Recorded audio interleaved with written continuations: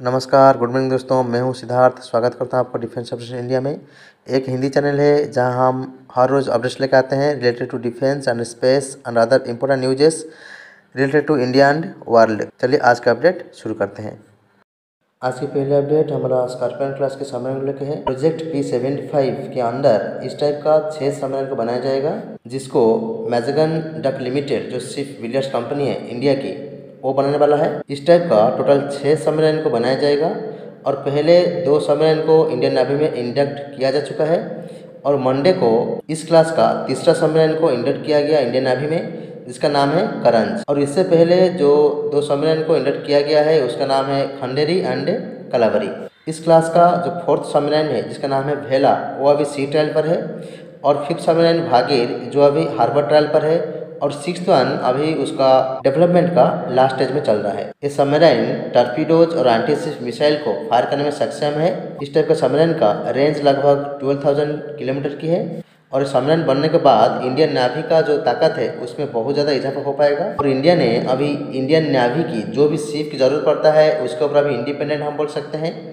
मैजगन limited अभी तक SS class की जो सबमरीन है उसको बना चुका है, गोदावरी क्लास की फ्रिगेट्स को बना चुका है, कुकरी क्लास की कॉर्वेट्स को बना चुका है और इसके साथ साथ मिसाइल बोट्स दिल्ली और कोलकाता क्लास जैसा डेस्ट्रॉयर को बना चुका है और शिवालिक क्लास की स्टील फ्रिगेट को बना है और इस टाइप का 6 स्कॉर्पियन क्लास के सबमरीन को बनने वाला है।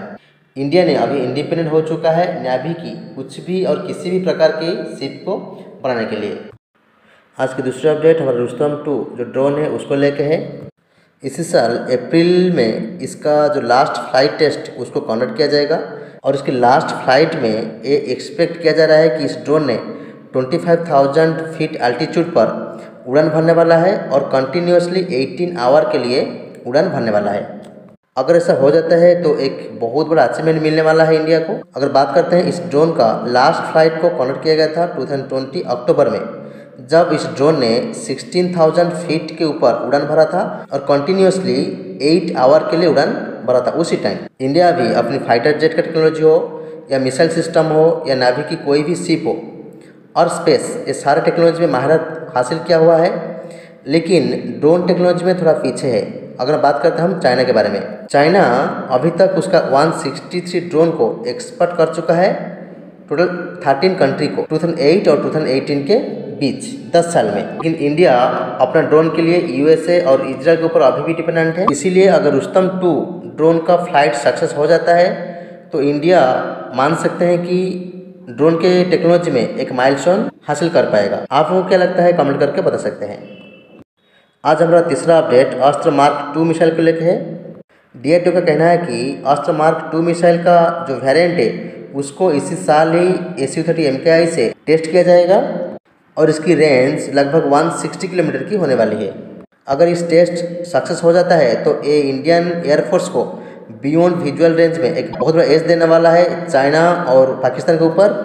और आपको पता होगा बालाकोट स्ट्राइक के बारे में। अगर इस टाइप का मिसाइल इंडियन आर्मी में आ जाता है तो बालाकोट स्ट्राइक इंडियन एयरफोर्स को करने के लिए आसान हो जाएगा। इससे पहले अस्त्र मार्क 1 वेरिएंट को इंडियन एयरफोर्स में शामिल किया गया है। इसकी रेंज है लगभग 100 किलोमीटर और मार्क 2 का स्पीड है 4.5 मैच। अभी इसको SU-30 MKI से टेस्ट किया जाएगा और बाद में DRDO का बताना है कि इसको LCA तेजस से भी टेस्ट किया जाने वाला है। और अस्त्र मार्क 2 वेरिएंट इंडियन एयरफोर्स में शामिल होने के बाद इंडिया जो फ्रांस, USA और इजराइल का मिसाइल यूज कर रहा है एयरफोर्स के लिए, उसको रिप्लेस करने वाला है इस मिसाइल से।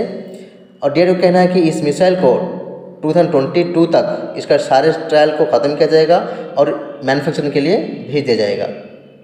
आज हमारा लास्ट अपडेट पाकिस्तान और रशिया की जो रिलेशन है उसको लेके है। आप सबको बताते हैं कि रशिया ने पाकिस्तान जो फाइटर जेट यूज करता है JF-17, उसका इंजन को रशिया ने सप्लाई करता है।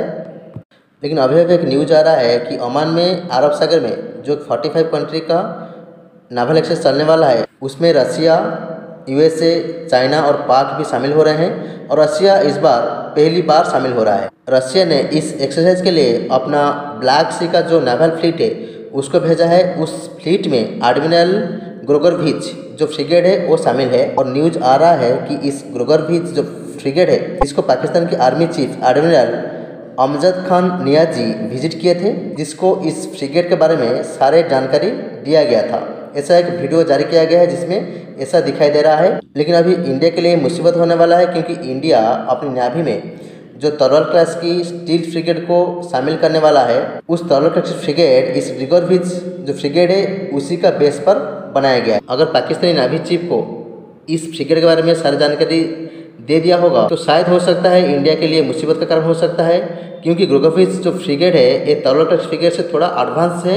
अगर बात करते हैं सेंसर और इलेक्ट्रॉनिक वारफेयर सिस्टम के बारे में, और ग्रोगोविच फ्रिगेट में वर्टिकल लॉन्च सिस्टम दिया गया है एयर टू एयर मिसाइल के लिए, लेकिन तलवार क्लास फ्रिगेट में मैकेनिकल लॉन्चर सिस्टम दिया गया है जो कि इन्फीरियर है अगर हम बात करते हैं वर्टिकल लॉन्चर सिस्टम के बारे में।